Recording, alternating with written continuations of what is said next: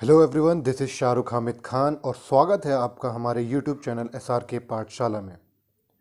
पिछली वीडियो में हमने क्लास 9th का रशियन रेवोल्यूशन और socialism in Europe chapter start किया था।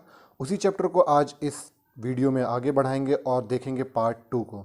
तो चलिए चैप्टर को स्टार्ट करते हैं, लेकिन अगर उससे पहले आपने हमारे चैनल को सब्सक्राइब नहीं किया है तो उसे सब्सक्राइब करें, लाइक करें, शेयर करें और कमेंट करें।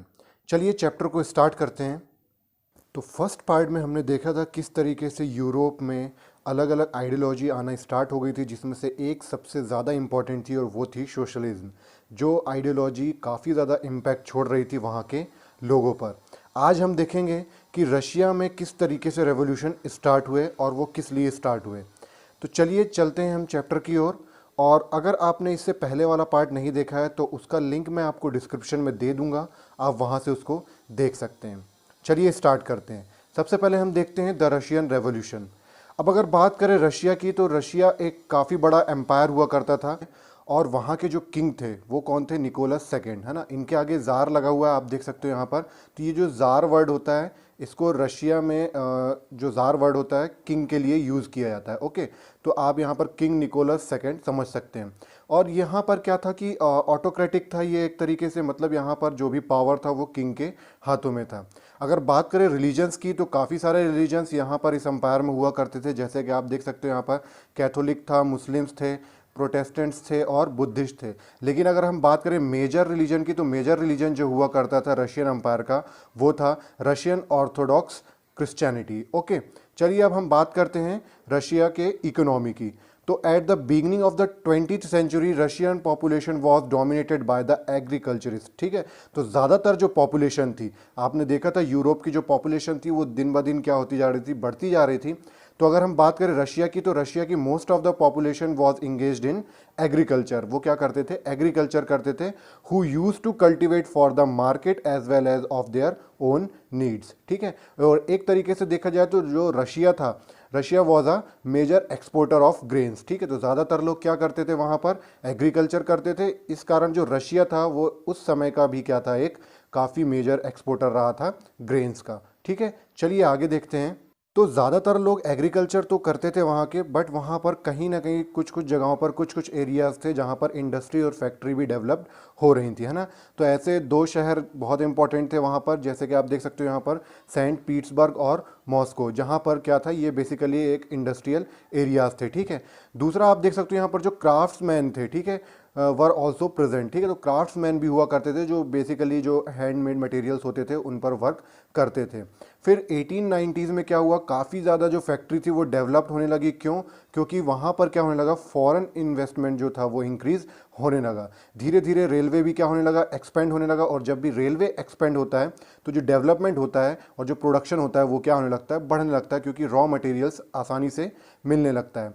बात करें अगर हम कोल प्रोडक्शन की, तो कोल प्रोडक्शन रशिया में उस समय डबल हो चुका था और आयरन और स्टील 4 गुना ज़्यादा वहाँ का प्रोडक्शन बढ़ चुका था। Most industry was the private property of industrialist. ठीक है, तो ज़्यादातर इंडस्ट्री हमने पिछली वीडियो में भी देखा था कि जो इंडस्ट्रीज थी वो किसकी थी?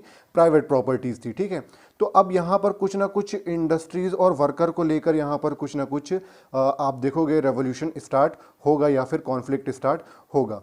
तो government supervise them to ensure minimum wages and limited hours of work. ठीक है, तो कहीं ना कहीं जो गवर्नमेंट थी वो ऐसा दिखाना चाह रही थी कि हम क्या करेंगे कि जो वेजेस हैं, ठीक है, उसको बढ़ा देंगे और जो वर्क है, टाइम लिमिट है या फिर जो आवर्स हैं वर्क के, उसको भी क्या कर दिया जाएगा? एक लिमिटेड कर दिया जाएगा। बट ऐसा नहीं हो रहा था। ठीक है ना, जो उनके रूल्स थे वो क्या हो रहे थे? ब्रोकन हो रहे थे। तो वर्किंग आवर्स की अगर हम बात करें तो जो क्राफ्टमैन और वर्कशॉप थे, है ना, वर्कशॉप्स थे, उनका जो वर्किंग आवर्स था वो कितना था? 15 आवर्स था। अब आप समझ सकते हो कि कितने घंटों उनको काम करना पड़ता होगा, क्या मेहनत करनी पड़ती होगी। और वहीं पर अगर हम बात करें इंडस्ट्रीज़ की, फैक्ट्रीज़ की, तो 10 to 12 आवर्स उनको लगता था। तो कहीं ना कहीं ये एक काफ़ी कह सकते हो आप मुद्दा बन चुका था, एक इशू बन चुका था कि किस तरीके से कि जो टाइम लिमिट थी उसको कम किया जाए और जो वेजेस हैं उनको टाइम के अनुसार ही क्या किया जाए? बैलेंस किया जाए। चलिए आगे देखते हैं। अब देखते हैं डिवीजन ऑफ लेबर्स। तो लेबर्स के भी वहाँ पर अलग अलग डिवीजन हुआ करते थे, ठीक है। तो workers were divided into social groups, some of them from village, और कुछ सिटीज़ के हुआ करते थे, है ना।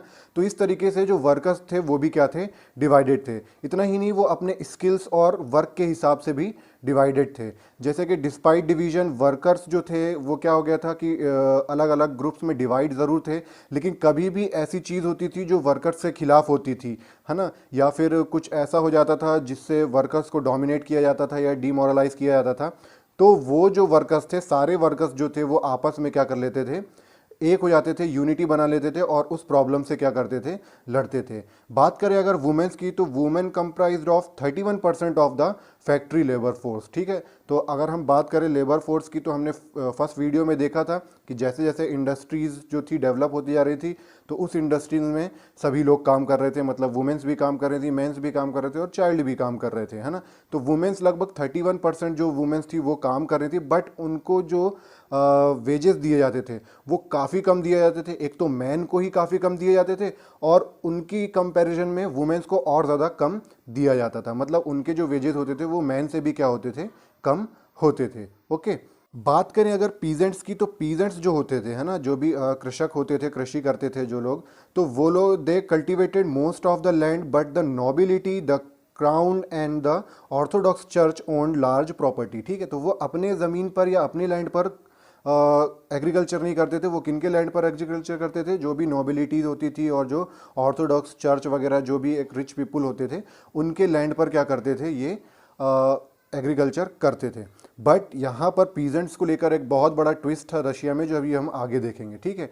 Nobles got power and position through their service to the tsar, ठीक है। अब जैसे आप जानते हो, जो भी नोबल फैमिली का होता था, है ना, तो उनको क्या हो जाता था भाई, अच्छी पावर मिल जाती थी, पोजीशन मिल जाती थी, क्योंकि वो क्या थे, कहीं ना कहीं जार के बहुत करीबी हुआ करते थे, किंग के बहुत करीब हुआ करते थे। In Russia peasants wanted the land of the nobles. तो पीजेंट्स जो थे वो क्या चाहते थे कि जो लैंड है वो नोबल से लेकर किनको दे दिया जाए, उनको दे दिया जाए। ओके, चलिए आगे देखते हैं हम। तो इस तरीके की एक कंडीशन, इस तरीके की एक सिचुएशन जो थी वो रशिया में पैदा हो रही थी, इंडस्ट्रीज़ को लेकर, काम को लेकर। तो बेसिकली जो वर्कर्स थे, वर्कर्स अपने बात को रखने के लिए, अपने थॉट्स को रखने के लिए, अपनी प्रॉब्लम्स को रखने के लिए कई सारी एसोसिएशन फॉर्म कर रहे थे। तो workers form association to help member in times of unemployment, ठीक है ना। और अनएम्प्लॉयमेंट हमें मालूम है क्यों बढ़ रहा था, क्योंकि जो यूरोप की, ऑल ओवर अगर हम यूरोप की बात करें या फिर हम रशिया की भी बात करें, तो वहाँ की जो पॉपुलेशन थी, they are going to be rapidly increase, ठीक है। वो बहुत जल्दी क्या हो रही थी, इंक्रीज हो रही थी, जिसकी वजह से अनएम्प्लॉयमेंट था वो ज़्यादा से ज़्यादा क्या होते जा रहा था, बढ़ते जा रहा था। तो इस तरीके की प्रॉब्लम को सॉल्व करने के लिए जो वर्कर्स थे वो अपने कई सारे एसोसिएशन फॉर्म करने लगे थे। Workers unite to strike work, है ना। अब कोई भी चीज़ ऐसी हो जाती थी, कोई भी ऐसी प्रॉब्लम आ जाती थी, तो वर्कर्स, मैंने आपको बताया, भले अलग अलग ग्रुप्स में थे वो, बट जब भी कोई ऐसी चीज़ हो जाती थी तो वो क्या होते थे, यूनाइट हो जाते थे, एक हो जाते थे और क्या करते थे, स्ट्राइक करते थे। तो इस तरीके की सिचुएशन रूस में होने लगी, ठीक है। Strike took place frequently in the textile industry, ठीक है। टेक्सटाइल इंडस्ट्री में आप देख सकते हो 1896 टू 1897, ठीक है। And metal industry 1902। तो इन दोनों ही इंडस्ट्रीज़ में कहीं ना कहीं वेजेस को लेकर और टाइम को लेकर क्या होने लगे थे, स्ट्राइक्स काफ़ी ज़्यादा बढ़ने लगे थे। अब हम थोड़ी सी बात करते हैं पीजेंट्स की। अभी मैंने आपको बताया था कि पीजेंट्स का यहाँ पर कुछ अलग ही पिक्चर है, तो चलिए बात करते हैं हम पीजेंट्स की। तो पीजेंट्स क्या थे, they produce together and divide the profit. अब देखिए यहाँ पर पीजेंट्स क्या करते थे, वो नोबेल के, दूसरों के लैंड में क्या करते थे, वर्क करते थे, काम करते थे, एग्रीकल्चर करते थे और प्रोड्यूस करते थे। जो भी प्रोडक्शन, उसको क्या करते थे, आपस में डिवाइड कर लेते थे प्रॉफिट को। यही हमें कार्ल मार्क्स की थ्योरी में बताया गया था, कम्युनिस्ट जो थ्योरी थी, है ना। तो बेसिकली जो पीजेंट्स थे वो किस पर वर्क कर रहे थे, कम्युनिज्म में, या फिर आप कह सकते हो सोशलिज्म में, ठीक है ना। तो यहाँ पर पीजेंट्स को देखो क्या कहा जाता था, कम्यून कहा जाता था, या फिर मीर, आप कह सकते हो मीर, है ना। तो मीर जो है वो एक, आप कह सकते हो, रशियन वर्ड है जिसका मतलब होता है commune. So they wanted the land of the nobles. वो क्या चाहते थे कि जो भी लैंड नोबल्स के पास हैं वो किसको मिल जाए, उनको मिल जाए। और यहाँ तक कि जो पीजेंट्स थे, दे रिफ्यूज टू पे रेंट एंड मर्डर लैंडलॉर्ड्स, ठीक है। यहाँ तक कि वो क्या करते थे, उनको उनका रेंट नहीं दिया करते थे, और अगर बात ज़्यादा बढ़ जाती थी तो मर्डर्स वगैरह भी लैंडलॉर्ड के कर दिया करते थे, क्योंकि वो किसी भी तरीके से अपना जो भी नोबिलिटी थी या फिर किंग जो थे उनकी रिस्पेक्ट नहीं किया करते थे, है ना। सो इस तरीके से क्या हुआ कि 1905 तक, मतलब 1905 तक जो मर्डर थे वो काफ़ी ज़्यादा आम हो गए थे। कहाँ पर? रशिया में, ठीक है। तो अभी तक हमने देखा था, चाहे फ्रेंच रेवोल्यूशन की बात करें, चाहे अगर हम इंडिया के हिस्ट्री की बात करें, तो पीजेंट्स का रोल कहीं ना कहीं काफ़ी ज़्यादा डोमिनेटेड रहता है, काफ़ी डरे हुए इनोसेंट से रहते हैं। बट रशिया में जो पीजेंट्स थे वो बिल्कुल अलग ही थे, वो किसी से डरते नहीं थे, और वहाँ पर वो क्या करते थे, ना तो लैंड का रेंट देते थे, और अगर ज़्यादा ही कोई कुछ बोलता था तो उसका मर्डर भी कर देते थे। चलिए अब आगे देखते हैं।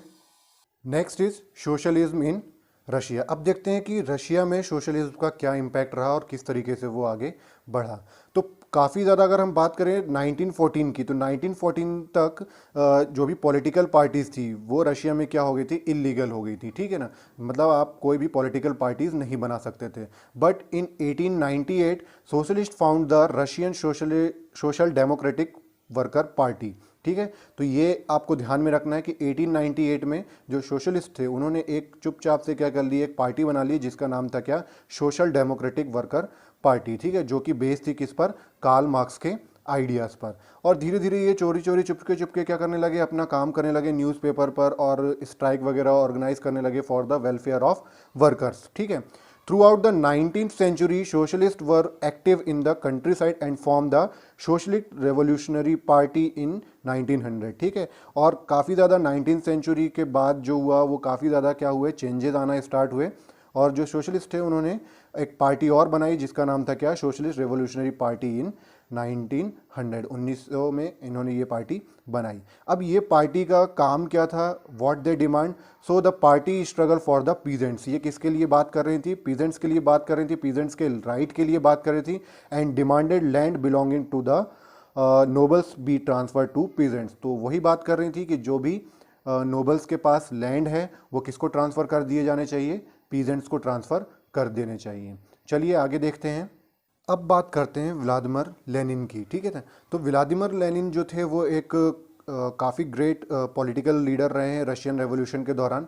तो उनका मानना था कि जो पॉलिटिकल पार्टीज़ होनी चाहिए, एक ऐसी पार्टी का निर्माण होना चाहिए, एक ऐसी पार्टी फॉर्म होना चाहिए, the party should be discipline. वो कैसी होनी चाहिए, डिसिप्लिन होनी चाहिए, and should control the number and quality of its member, है ना। मतलब वो ऐसा चाहते थे कि पार्टी में थोड़ा सा स्ट्रिक्टनेस हो, पार्टी ऐसी हो जिसमें लिमिटेड लोग हों, है ना, वो लोग जो रेवोल्यूशन का इंतज़ार करें और फिर अपना काम करें। मतलब सब सिस्टमेटिक ढंग से एक प्रोसीजर के थ्रू होना चाहिए, है ना। एक ओपन पार्टी नहीं होना चाहिए कि कोई भी आए और कुछ भी करे, ठीक है। और वो क्या चाहते थे कि the peasants were not United group, है ना। हमने देखा कि पीजेंट्स जो थे वो अलग अलग ग्रुप्स में डिवाइड थे, तो वो चाहते थे कि जो पीजेंट्स हैं वो एक यूनाइटेड ग्रुप नहीं है, इसलिए उनको कहीं ना कहीं इससे दूर रखा जाए, ठीक है। So they are not a part of socialistic movement. तो ये वो चाहते थे कि पीजेंट्स जो है वो सोशलिस्टिक मूवमेंट का पार्ट ना होकर किनको पार्ट बनाया जाए, वर्कर्स को पार्ट बनाया जाए। क्योंकि हमने देखा था कि जो वर्कर्स थे वो भले ही अलग अलग ग्रुप में थे बट वो यूनाइट हो जाते थे, ठीक है। चलिए हम आगे और देखेंगे इनके बारे में। अभी बात करते हैं हम बोल्शेविक एंड मेंशेविक की, ओके, बोल्शेविक एंड मेंशेविक। अब ये बोल्शेविक और मेंशेविक्स क्या थे, तो देखिए जो हमने अभी पढ़ा था सोशल डेमोक्रेटिक पार्टी जो थी वो दो ग्रुप्स में, सब ग्रुप्स में क्या हो गई थी, डिवाइड हो गई थी अकॉर्डिंग टू देयर आइडियोलॉजी, ठीक है। तो जो एक ग्रुप था वो था बोल्शेविक और दूसरा जो ग्रुप था वो था मेंशेविक। अब बोल्शेविक जो ग्रुप था उसको जो लीड कर रहे थे वो थे लेनिन, और मेंशेविक को लीड कर रहे थे मार्तोव। अब क्या था कि बोल्शेविक जो था वो एक मेजॉरिटी ग्रुप का हिस्सा था और जो मेंशेविक थे, ठीक है, वो माइनॉरिटी ग्रुप के। अब जो लेनिन थे आपको मालूम है वो किस पर अपने, उनके जो आइडियाज़ थे वो किस पर बेस्ड हुआ करते थे, मार्क्स पर बेस्ड हुआ करते थे, ठीक है। और यहाँ पर अगर बात करें हम दोनों में डिफरेंस की, तो दोनों में डिफरेंस सबसे मोस्ट इंपॉर्टेंट ये था कि जो बोल्शेविक्स थे, है ना, मीन्स वो चाहते थे कि जो भी पार्टी बने वो पार्टी काफ़ी स्ट्रिक्ट हो, है ना, मतलब रेवोल्यूशंस का इंतज़ार किया गया जा सके, they are waiting for the revolution, और फिर अपना काम किया जा सके, मतलब एक प्रोसीजर से चला जा सके, ठीक है। वहीं पर अगर हम बात करें मेंशेविक्स की, तो मेंशेविक्स सिर्फ चाहते थे कि जल्द से जल्द क्या हो, रिफॉर्म्स हो, एक तरीके से वो ओपन पार्टी रखना चाहते थे कि एक ओपन पार्टी हो। So they believe in a large party of the activist, कि कोई भी आए और इसमें शामिल हो और हम अपना काम करते रहें। तो ये एक बेसिक से डिफरेंस थे बोल्शेविक्स एंड मेंशेविक्स में, आप इसको देख सकते हैं। अब बात करते हैं हम अ ट्रबुलेंट टाइम द 1905 रेवोल्यूशन। तो अगर हम रशिया की बात करें तो रशिया क्या था, एक ऑटोक्रेसी था, मतलब किंग के पास पावर था। और शुरुआत की अगर हम बात करें 20वीं सेंचुरी में, तो जो ज़ार था, tsar was not subject to the parliament, parliament की बात ही नहीं की जाती थी, ठीक है। तो जो सोशलिस्ट थे, रेवोल्यूशनरीज थे, ठीक है, और जो सोशल डेमोक्रेटिक्स थे, पीजेंट्स थे, वर्कर्स थे और जजेस थे, they are against the tsar, वो अपने किंग के अगेंस्ट हो गए। अब यहाँ पर एक वर्ड आया है, आप ध्यान दें, जदिस्ट। जो जदिस्ट जो थे वो कौन थे, they are the Muslim reformers, ठीक है, मुस्लिम रिफॉर्मर्स थे जो मुस्लिम्स के रिफॉर्म की बात करते थे। During the revolution of 1905 they demanded constitution, ठीक है। तो अब लोगों ने क्या डिमांड करना स्टार्ट कर दिया इस रेवोल्यूशन में, कॉन्स्टिट्यूशन को डिमांड करना स्टार्ट कर दिया। It was support by the nationalist of Poland and Muslims, ठीक है। तो पोलैंड और मुस्लिम्स लोगों ने भी इसका काफ़ी सपोर्ट किया। अब हम रीजंस जानते हैं कि 1905 जो रेवोल्यूशन था उसके रीजंस क्या थे। तो एक तरीके से ये जो ईयर था, मतलब 1905 का जो ईयर था, that was very bad year for Russian workers. Russian workers के लिए बहुत ही ख़राब कह सकते हो आप साल था ये। क्योंकि क्या हो रहा था कि कहीं ना कहीं बहुत ज़्यादा वर्कर्स को डोमिनेट किया जा रहा था, काफ़ी ज़्यादा उनसे काम कराया जा रहा था, वेजेस कम थे, वर्किंग आवर्स बहुत ज़्यादा थे। तो कहीं ना कहीं जो रशियन वर्कर्स थे वो बहुत ज़्यादा परेशान थे, ठीक है। और तो और आपके इस सिलेबस में तो नहीं है, बट आपको ध्यान रखना है कि 1905 में जो रशिया का एक आप कह सकते हो वॉर चल रहा था जापान के साथ। तो कहीं ना कहीं रशिया उन सब में भी बिजी था, जिसकी वजह से क्या हो रहे थे, जो प्राइजेस थे, ठीक है, प्राइजेस ऑफ एसेंशियल गुड्स जो थे वो बढ़ते जा रहे थे, और जो रियल वेजेस थे वो क्या होते जा रहे थे, कम होते जा रहे थे या स्टेबल थे। तो इस तरीके से क्या हो रहा था कि आपको मालूम है पॉपुलेशन वैसे ही बढ़ती जा रही थी। तो कहीं ना कहीं ये सारी चीज़ें जो थी वो रेवोल्यूशन का कारण बनती जा रही थी, और जो ज़ार थे वो इस पर बिल्कुल भी ध्यान नहीं दे रहे थे। तो एक ना एक चीज़ आपको ये भी ध्यान में रखना है कि जो ज़ार, जो किंग होते हैं, जब ऐसा अपनी प्रजा के साथ करने लगते हैं, अपने सोसाइटी के साथ करने लगते हैं, तो उनके अगेंस्ट पर ही सारी चीज़ें होने लगती हैं, और यही कारण होता है किसी भी रेवोल्यूशन का। चलिए आगे देखते हैं हम। अब देखते हैं हम what are the demands of this revolution. ये रेवोल्यूशन तो किया जा रहा था, बट क्या क्या डिमांड्स रखी जा रही थी। तो the first one is reduction in the working days to 8 hours. कह दिया गया था कि भाई जो वर्किंग आवर्स हैं उनको कम करके कितना कर देना चाहिए, 8 आवर कर देना चाहिए। और वेजेस को इंक्रीज़ करना चाहिए, थोड़ा सा वेजेस जो हैं, सैलरीज वगैरह हैं, उनको इंक्रीज़ करें। और जो वर्किंग कंडीशन है उन पर भी कुछ ना कुछ इंप्रूवमेंट करना चाहिए। तो यह कुछ डिमांड थी वर्कर्स की, ठीक है। अब हम बात करते हैं, इसी दौरान एक ऐसा इवेंट हुआ जो जाना जाता है किस नाम से, ब्लडी संडे के नाम से। अब देखिए संडे वर्ड यूज़ हुआ है तो आपको समझ में आ ही गया होगा कि किस दिन हुआ होगा ये इवेंट, संडे को हुआ होगा। अब हम जानते हैं कि आखिरकार ये इवेंट हुआ क्यों और क्या था इस इवेंट में, ठीक है। तो चलिए इसको हम अच्छे से देखते हैं। तो 1905 में ही ये इवेंट हुआ था। तो बेसिकली हुआ क्या था कि ये सारी चीज़ें वर्कर के हिसाब से चल रही थी, रेवोल्यूशन कर रहे थे वर्कर्स। तो वर्कर्स ने क्या किया, उन्होंने एक ग्रुप बनाया, ठीक है, और एक रैली निकालना स्टार्ट किया। मार्च करते हुए वो कहाँ पर पहुँच गए, विंटर पैलेस के पास पहुँच गया। विंटर पैलेस में कौन रहता था, जो हमारे ज़ार थे, मतलब निकोलस सेकेंड, ठीक है। और इस पूरे जो ग्रुप था, ये पूरा जो मार्च था, इसको कौन लीड कर रहा था, इसको लीड कर रहे थे फादर गैपोन, ठीक है। तो अबाउट 1,10,000 वर्कर्स जो थे वो लोग इस पर पार्टिसिपेट कर रहे थे। ये लोग सब कहाँ पर पहुँच गए, विंटर पैलेस पे पहुँच गए, एक हल्का सा अपनी डिमांड रखने के लिए, कन्वर्सेशन करने के लिए ज़ार से। अब इतने सारे वर्कर्स को इकट्ठा देखकर, उनके मार्च को देखकर, और काफ़ी ज़्यादा जो लोग स्लोगन्स वगैरह लगा रहे थे उनको देख द किंग वॉज स्केर्ड, और वो इतना ज़्यादा डर गया कि उसने क्या किया कि पुलिस लोगों को क्या दे दिया, आदेश दे दिया, ऑर्डर दे दिया कि आप क्या करो, अटैक करो, ठीक है। So the procession was attack by police and the Cossacks. अब ये कॉसैक्स क्या होते हैं, Cossacks means the police with horse, है ना, हॉर्स के साथ जो पुलिस होती है, उनको ऑर्डर दे दिया। तो काफ़ी ज़्यादा लड़ाई हुई, मारकाट हुई, और लगभग 100 वर्कर्स जो थे वो मारे गए, और 300 जो थे वो क्या हो गए, घायल हो गए। तो it was all over blood, है ना, वहाँ पर सभी जगह पर क्या हो गया था, ब्लड हो गया था, ऑन रोड्स, स्क्वायर, सब जगह पर ब्लड हो गया था, जिस वजह से इसको क्या कहा जाता है, ब्लडी संडे कहा जाता है। काफ़ी मोस्ट इंपॉर्टेंट टॉपिक है ये, आपके शॉर्ट नोट में भी पूछ लेता है। चलिए आगे देखते हैं हम इसी में। अब बात करते हैं हम कि ये जो ब्लडी संडे हुआ, इसके बाद इसका क्या इम्पैक्ट हुआ। तो आप देख सकते हो काफ़ी ज़्यादा खून खराबा हो गया था, और जो लोग थे, है ना, जो रशियन लोग थे, वो कहीं ना कहीं अगेंस्ट थे किसके, ज़ार के, और ज़ार का ये फैसला जो ऑर्डर देने का फैसला था कि अटैक करने का, ये भी कहीं ना कहीं उनके बहुत ज़्यादा अगेंस्ट जा चुका था। तो अब ज़्यादा जो स्ट्राइक थी वो ज़्यादा से ज़्यादा होने लगी थी, सभी जगह स्ट्राइक्स होने लगी थी, जो यूनिवर्सिटीज़ थी वो क्लोज हो गई थी, ठीक है। डॉक्टर्स, इंजीनियर, लॉयर्स और जो अलग मिडिल क्लास के वर्कर्स थे वो लोग क्या करने लगे थे, यूनियंस भी अपनी बनाने लगे थे। जो उनका मेन मोटिव था यूनियंस बनाने का, they demanded a constituent assembly, वो अपनी एक कॉन्स्टिट्यूएंट असेंबली चाहते थे।